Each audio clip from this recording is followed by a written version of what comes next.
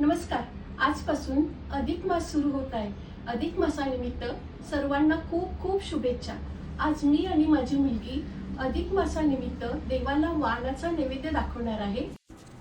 आजचा हा व्हिडिओ खास आहे. माझ्या मुलीचा तिच्या लग्नानंतरचा पहिलाच अधिकाचा सण आहे. त्यासाठी मी लेकीची रीतसर ओटी भरणार आहे. तसेच माझी लेक सुद्धा माझी ओटी भरणार आहे. येथे मी अनारशांचं तसेच बत्ताशांचं वाण देवासमोर ठेवलं आहे. अनारशांची संपूर्ण रेसिपी मी भाग 1 व भाग 2 मध्ये माझ्या चॅनलवर अपलोड केलेली आहे. ती तुम्ही बघू शकतात.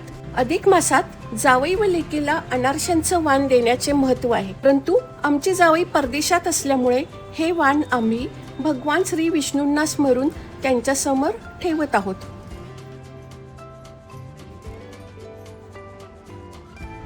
आपल्याकडे वाण देण्याची पद्धत आहे. देवाला, जावयाला, गाईला, नदीला तसेच भाचे लोकांना वाण देण्याची पद्धत आहे. ते वाण कसं द्यायचं ते दाखवते. आता हे अनारसे जे आहे, अनारसेचं वाण द्यायचं. त्याच्यावर मी रुमाल कव्हर करून देते. हे जे बत्तासे आहेत यावर पण मी आता रुमाल ठेवत आहे. हे तांब्याचं दिवलानं देण्याची आपल्याकडे पद्धत आहे. त्यामध्ये तुपाचा दिवा लावलेला आहे. छोटं दिवलानं आहे ते मी बत्ताशांवर ठेवते. तर देवापाशी मी दिवा लावून घेते.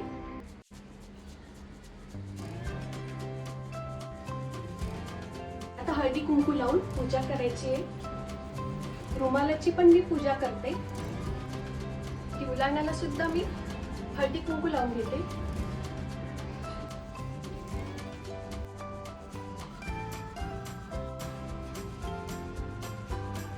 आता हे गुलाबाचं फूल ठेवते.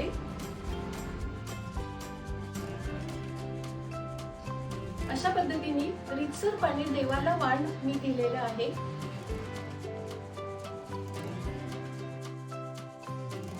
हे 33 अनारसे वाणाचे आणि हा जो एक अनारसा छोटा ठेवला आहे तो देवाचा आहे.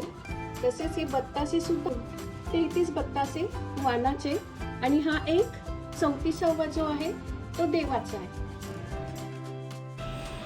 येथे मी माझ्या लेकीचे पाय दूध आणि पाण्याने धुवत आहे.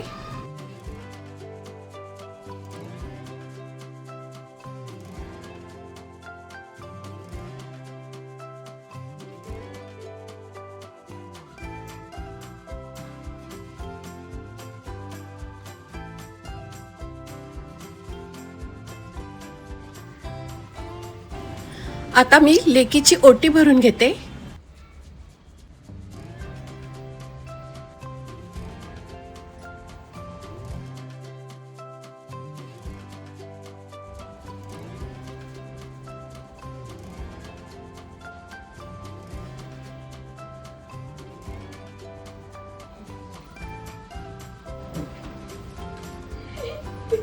आता चालू आहे.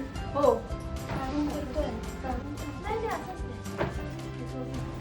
तिला मी सणानिमित्ताने हे छोटंसं गिफ्ट दिलं आहे.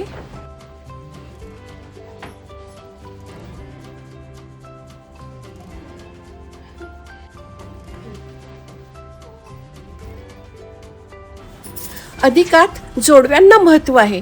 आता मी लेकीला चांदीचे जोडवे घालून देते.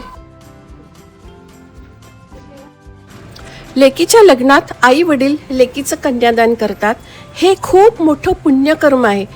तेव्हा लेक आईने केलेल्या कन्यादानाचा मान ठेवून अधिक महिन्यात तिची ओटी भरते अशी प्रथा आहे.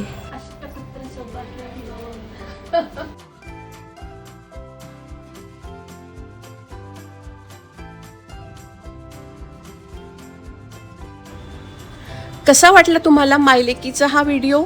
व्हिडिओ आवडल्यास लाईक, शेअर आणि सबस्क्राईब करा. बेल आयकॉनवर क्लिक करायला विसरू नका.